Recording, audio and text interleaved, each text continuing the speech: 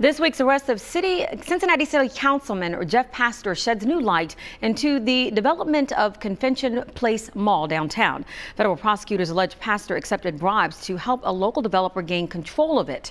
Investigative reporter Dan Monk takes a look at this troubled property and whether or not Pastor's new legal problems could delay the site's redevelopment.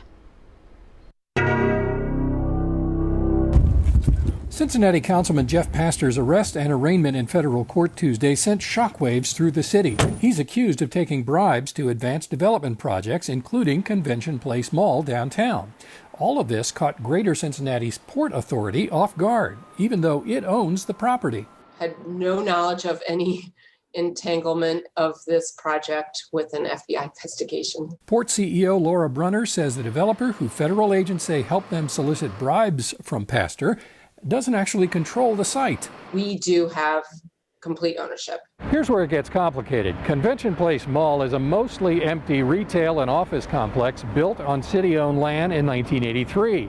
The right to build on that land was leased to various real estate investors until the city terminated those lease rights with a 2019 court ruling.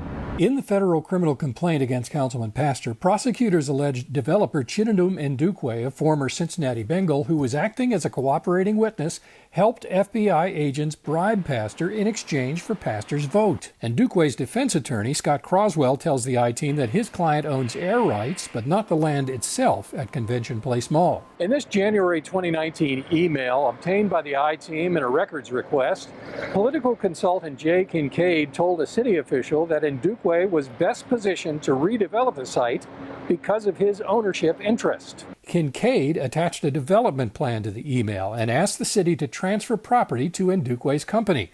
Kincaid tells the I-Team he hasn't represented Ndukwe since April 2019. The email was sent 3 months after the FBI says it recorded Pastor making a promise to a developer.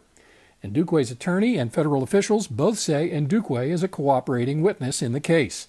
According to the indictment, Pastor said, "You will come to the city will sell it to you, and it will pass unanimously. That is my prophecy." But that didn't happen. In June of 2019, City Council unanimously approved the sale of Convention Place Mall to the port, not to Ndukwe.